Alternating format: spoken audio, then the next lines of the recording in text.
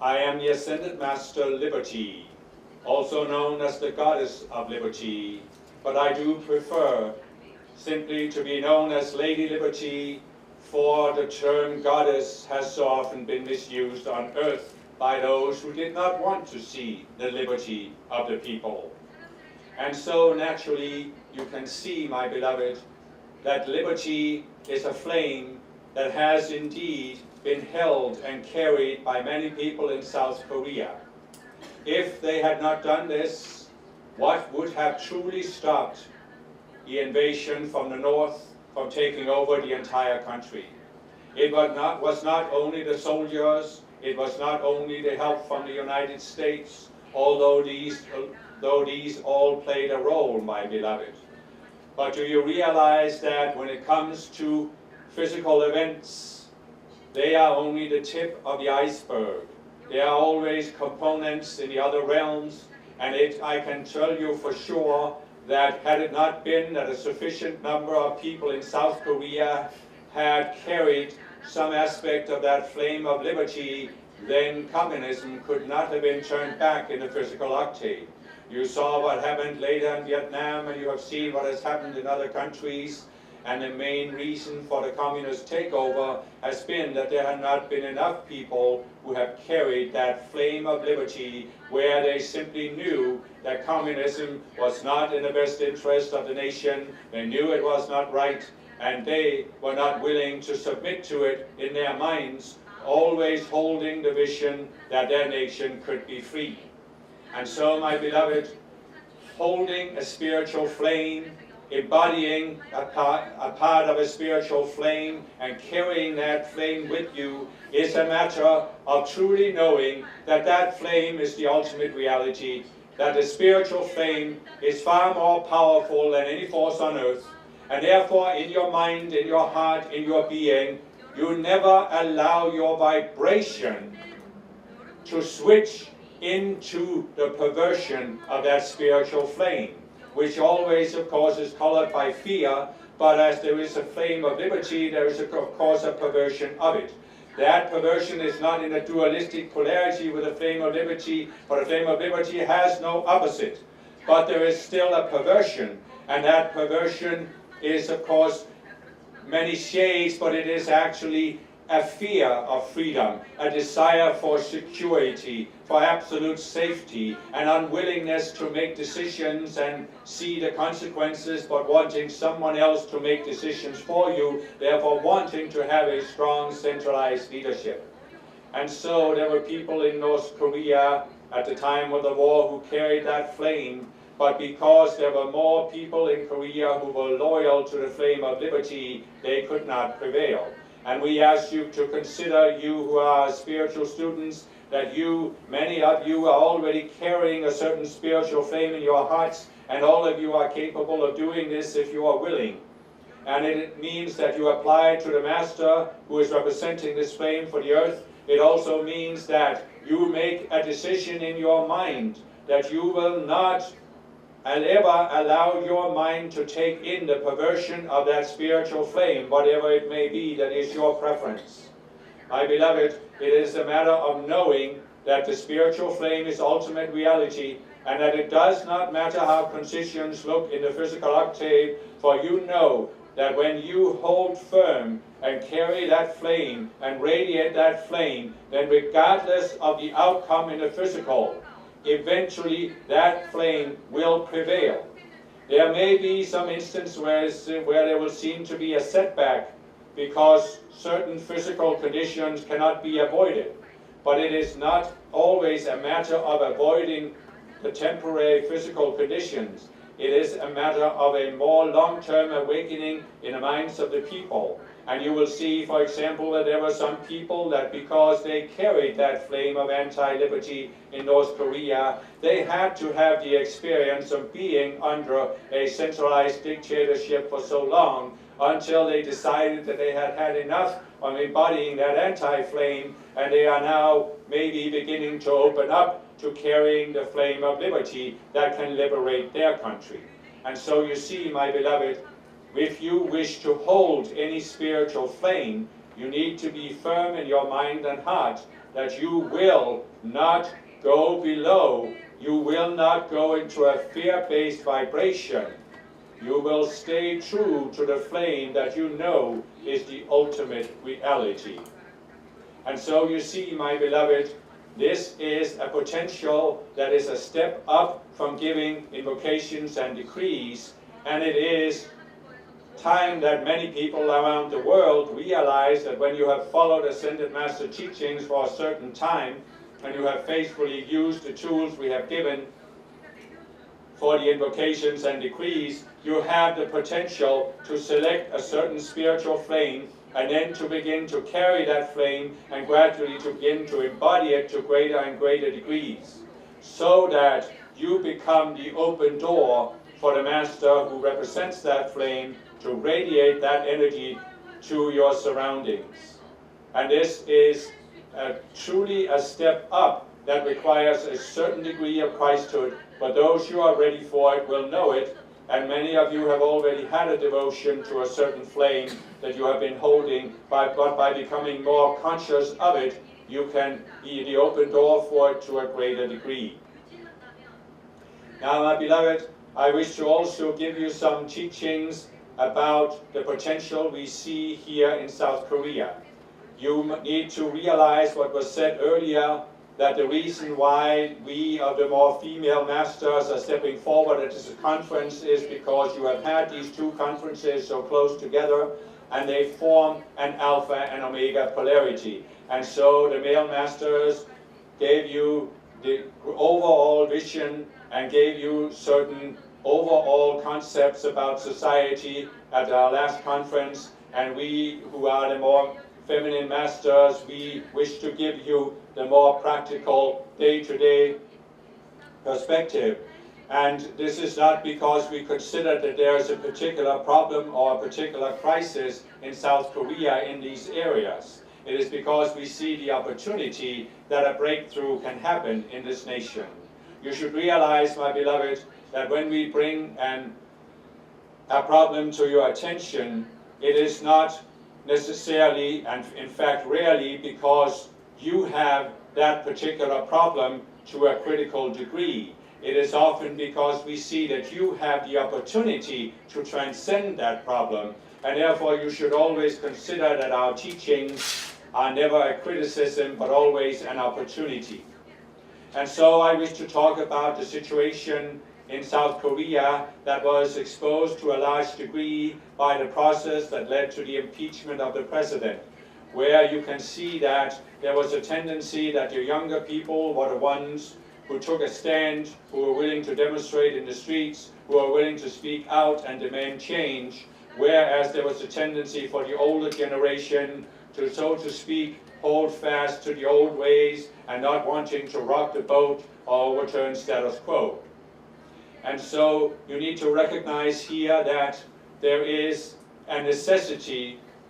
for a certain breakup of the family structure and the view of the family that you have traditionally had both in South Korea but throughout all of Asia. My beloved, you see this most extreme carried out in those who actually worship their ancestors as a form of divine beings or substitute for a divine being. But you see it in all cultures in the sense that there is this sense that you have to be loyal to the family, and this loyalty goes very, very deep into people's psychology, as we have already talked about, where you are so afraid to disappoint your family members that it is almost like the family members are sitting inside your head and evaluating everything you are doing, because you are always evaluating what your family is going to think about this before you dare to act or speak out. And so, my beloved, you will see that there are many people among the younger generation who do not have this strong loyalty to the family that some of you have who are maybe a little older. And so you can see that there is a potential here for a conflict between the age groups in Korean society. And naturally, we do not wish to see an open conflict such as we have seen in other nations, for example, during the 1960s in Western countries with the so-called youth rebellion. We do not desire to see a youth rebellion that could so easily escalate into violence. We instead desire to see Korean society transcend this entire issue, transcend this consciousness. And that is why we need you to make the calls that both the young people and the old people will go through an awakening where they naturally come to see the family in a different light. As we have talked about now several times, there are those people who are the forerunners, who are the opinion makers. They suddenly wake up and they see the issue in a different way, and they see that these new ideas are simply obvious, that it is necessary that this must happen. And so one of the issues that you can make calls on is, of course, that the young people will be willing to recognize that they are a different kind of life stream, a different way of life streams than their parents and their parents' generation. They will be willing to recognize that they are spiritual people, that many of them have a higher spiritual awareness than their parents. Now, my beloved, I wish you to realize here that the strong emphasis on the family that you have in many Asian countries has in many cases been one of the underlying factors that has created these stagnant societies that the male masters talked about at the last conference, where society becomes stagnant and cannot get out of the pattern it is in. It cannot renew itself, it cannot reinvent itself, it cannot flow with the times. And this begins right in the family, where the children are brought up not to question their elders in the family, then not to question their teachers in school, not to question their supervisors at work, not to question the government and the supreme leader, often the dictatorial leader of that society. And so this is what you see going on in North Korea right now. But I tell you that even in North Korea, there is a group of very courageous young souls, or rather souls who have embodied as young people, and they are also ready to bring about a change there. But I wish to focus here on South Korea, although of course you can make the calls for the young people of North Korea to be cut free to fulfill their mission. But what I want you to first of all realize is that there is a need for the young people in South Korea to recognize that they have a more spiritual approach than their parents in a universal way, because they know from within what is right, and they do not need to be told by an external authority. In fact, they are not willing to be told by an external authority because they are not willing to compromise their inner knowing as their parents have often done. And so you can make the calls that these young people are emboldened to step forward and recognize who they are without, my beloved, going into the unbalanced reaction of suddenly feeling like the fact that they have a greater awareness makes them superior to their parents. This is what was the undoing of the youth rebellion in the West, was that many of these young people carried with them from past lives a certain arrogance, and therefore they became susceptible to certain leaders who made them feel that they knew better than their parents how to run society. It is not, my beloved, a matter of seeing that the young people should take over society and should do things differently than their parents' generation. It is not so that we from the ascended level see that the older people in South Korea have outlived their usefulness and they just need to get out of the way of the young people. That is not our vision at all. We wish to see a balanced society where the younger people can work together with the older, more experienced people, because the older generation has valuable experience that is not becoming obsolete by the fact that there is a generation of young people who are open to new ideas. And so you need to first of all make the calls for this awakening where the young people will avoid rebelling and openly provoking their parents' generation or even the older generation than their parents. Instead, they will find a middle way, a more diplomatic way to express their new ideas, and they will find a way to do so that will make it easier for the older generation to see that these ideas are necessary for the progress of society. Now, the area where this can most easily break through is in the area of business. Not so much in the beginning, in the big corporations, but in the smaller, more independent businesses, where there is greater openness to innovation and new ways of doing business. So this can be a focus for your call, that the young people will go into these areas and will bring their ideas here, and that there will be some who can see that this is a way to create a new type of business and to actually make a good profit on serving your customers in a different way. And when this movement becomes big enough, then it will gain the attention of the bigger corporations, where you can of course also make the calls for a gradual change of leadership, but there's more of an opening to the younger people. It is of course also necessary to make the calls for the educational system to shift, so that there will be more room for these young people to express their new ideas even at the educational level,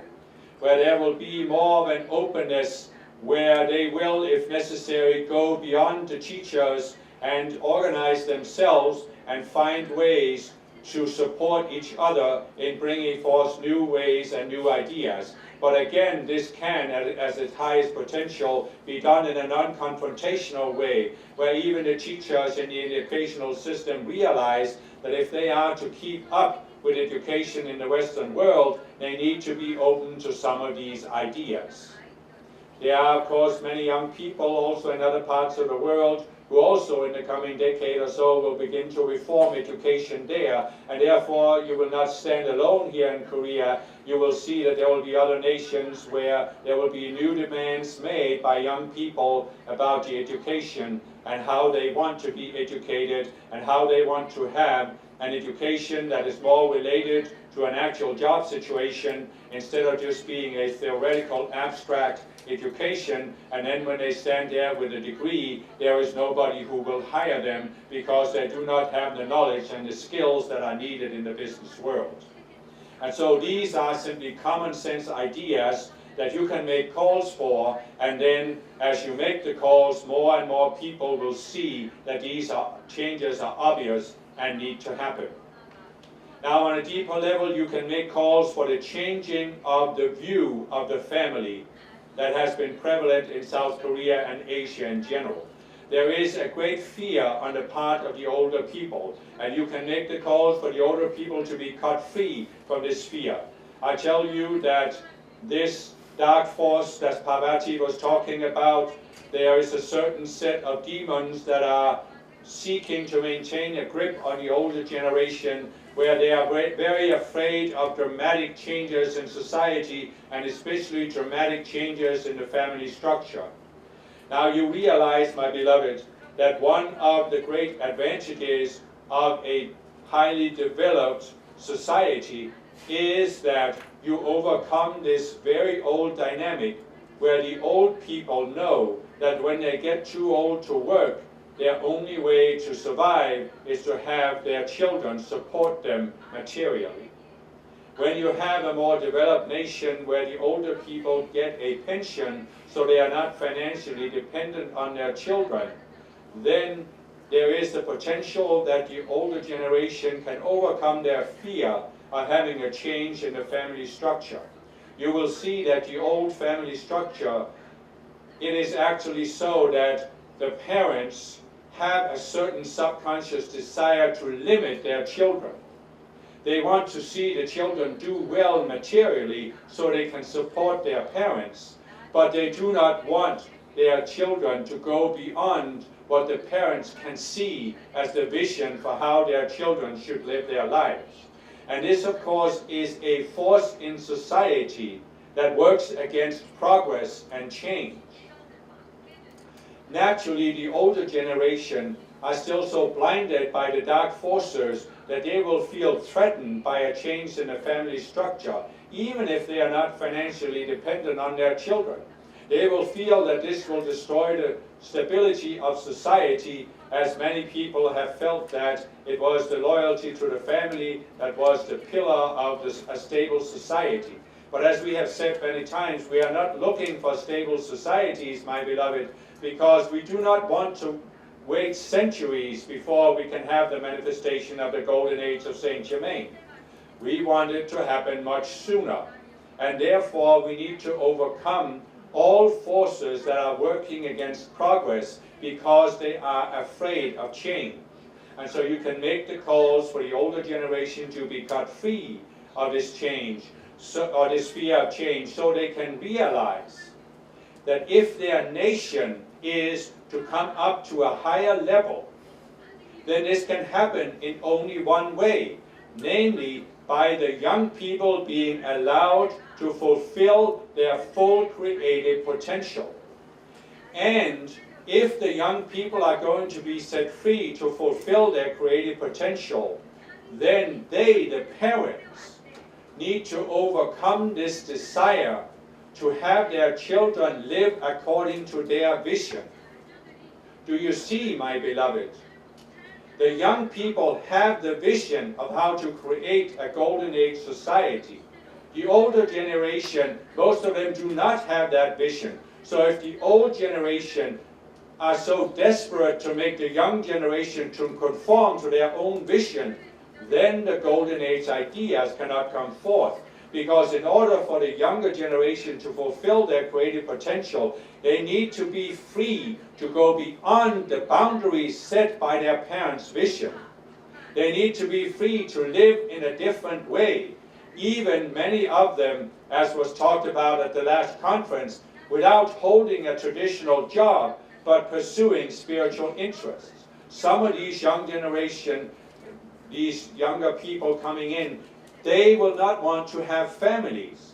And this will be a great shock to their parents, who want them to get married and start a family of their own.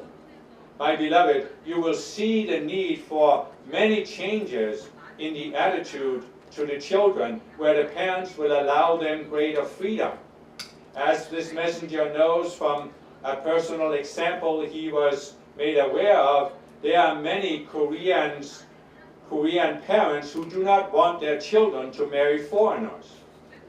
But I tell you that it is a great value to society to have this intermarriage, because it creates an exchange of energy and ideas with other nations that breaks up the stalemate and opens up for new ideas to come forward.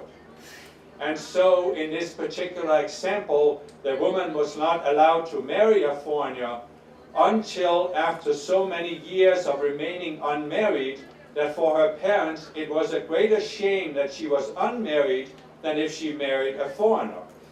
And you see, my beloved, this is what you need to make calls on, that this attitude, this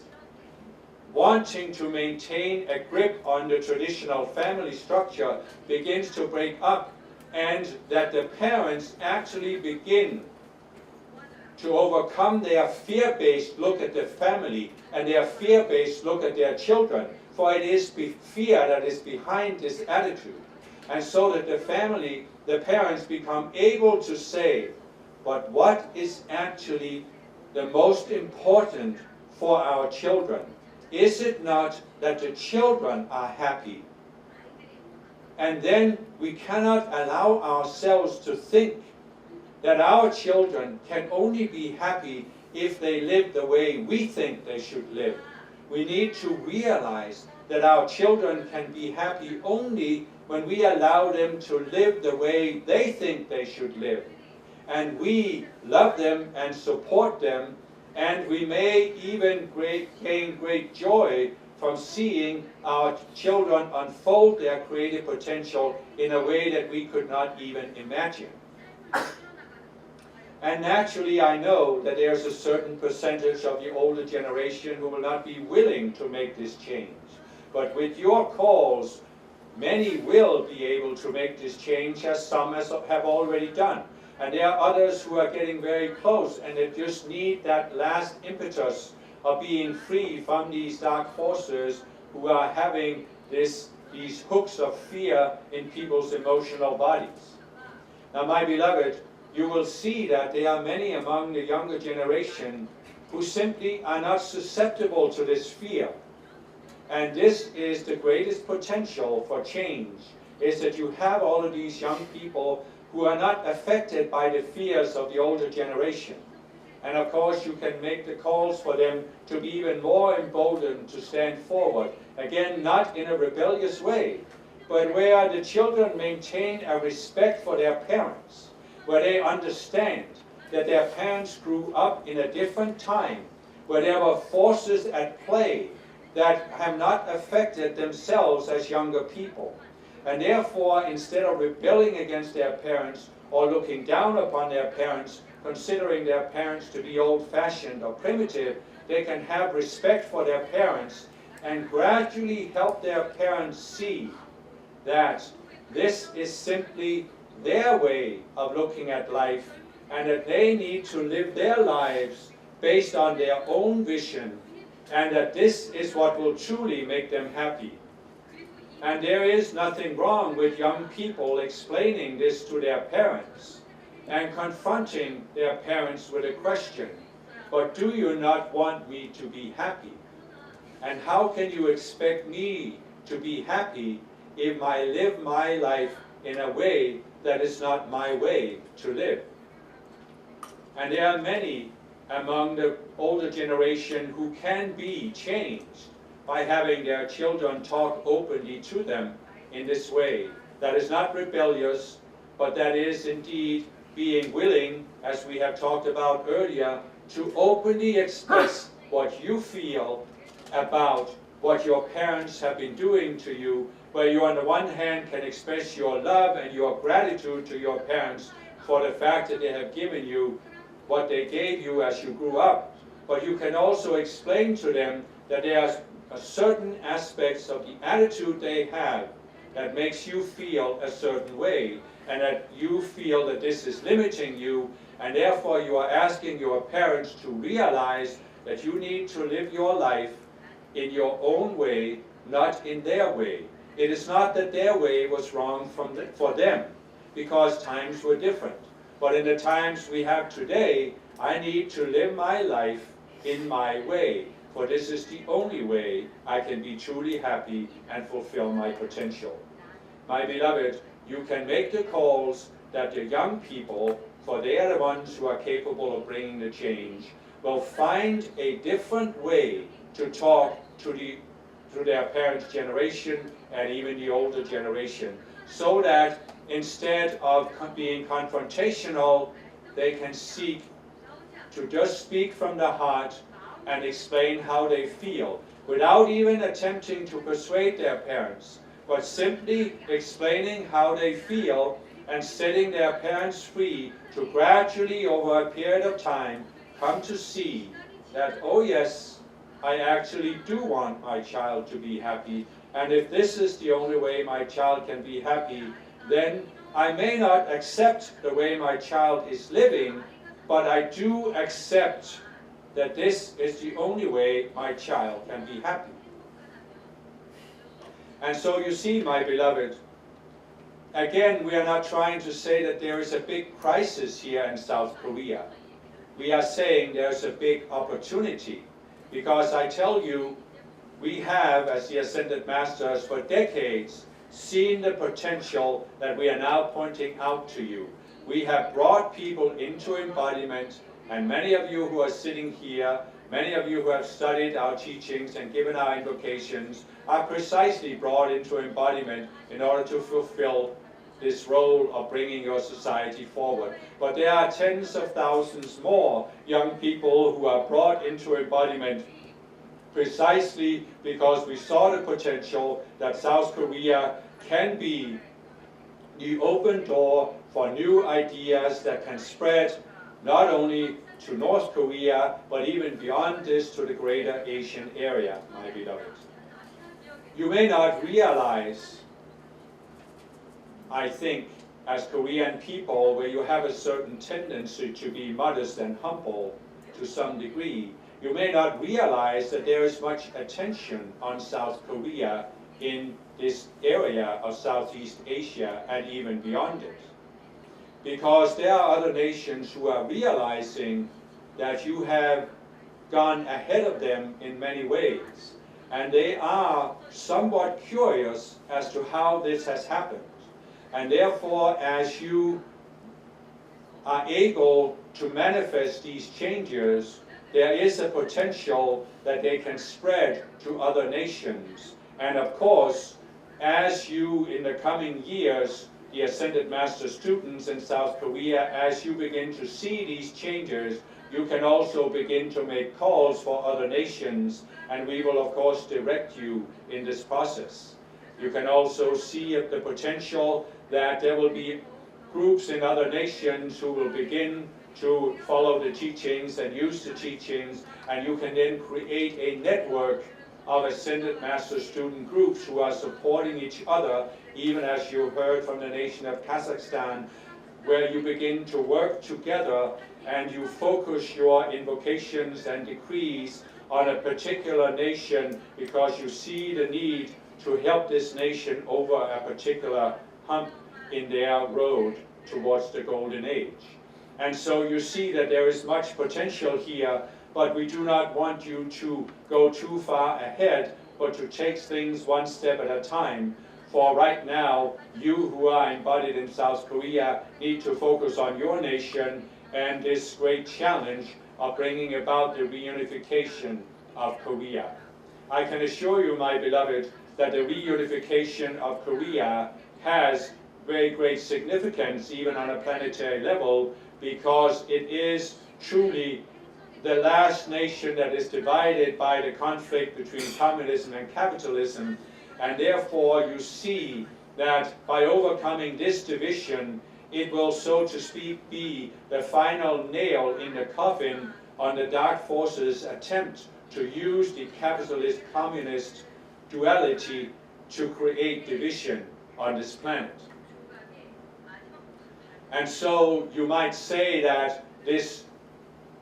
breakup of this dualistic polarity has already well begun with the fall of the Soviet Union and the fall of the Iron Curtain and the reunification of Germany and the freeing of those nations in the Warsaw Pact and the Soviet Union. But I'm telling you that there is a significant cleanup work that is left to be done before the planet is free of the dark forces that precipitated this. And right now, these dark forces are focused right here because they are desperate to maintain a foothold in North Korea and to maintain that stronghold that they consider North Korea to be, although we of the Ascended Masters do not consider North Korea to be a stronghold by any means. We see that it is a colossus that is ready to topple and collapse almost under its own weight, but with just a little bit of influence and inflow of energy from the ascended realm, as we have directed you to invoke it. And thus, my beloved, we give you an optimistic vision of the future. It is important for you to hold on to that vision in case there are certain bumps in the road in the coming years. I am not saying there will be. I am not saying there will not be difficulties, because the situation is unpredictable even for Ascended Masters, for we have never been able to predict free will with certainty, only with probability.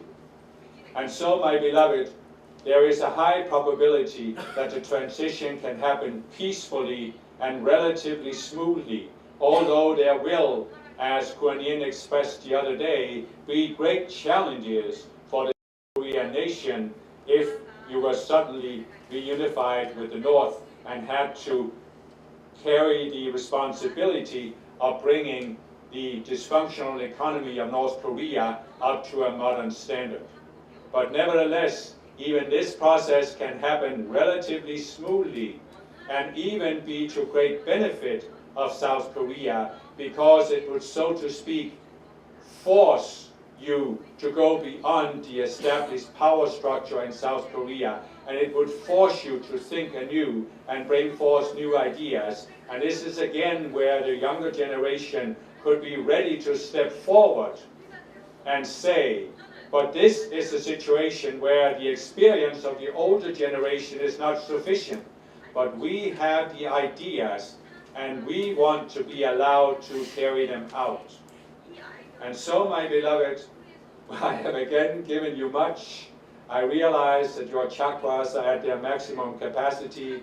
but I thank you for again being the open doors that allowed me to direct a very powerful influence into the collective consciousness of this nation, and especially of this capital city of Seoul, which I have engulfed in the flame of liberty in a concentrated form that has never before been seen in this nation. And I am right now seeing, allowing, visualizing, concentrating this flame of liberty that has been set up around the perimeters of this city, and I am withdrawing it tighter and tighter towards the center of the city, both the financial and the business district and the government district. And now the entire city is engulfed in this flame of liberty. And I assure you, my beloveds, that against the flame of liberty, no perversion of liberty can stand. And thus, I am the flame of liberty. I am Lady Liberty. And this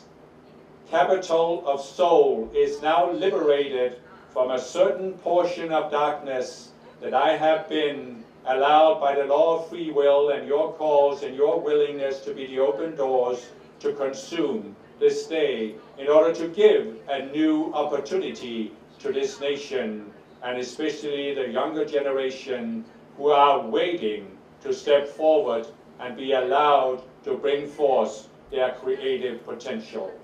For we see a great creative potential for this entire nation, and we desire to see it manifest, and we hope that some of you will decide to embody the flame of liberty or another spiritual flame, so that you can be an anchor point in the physical for what we desire to bring forward.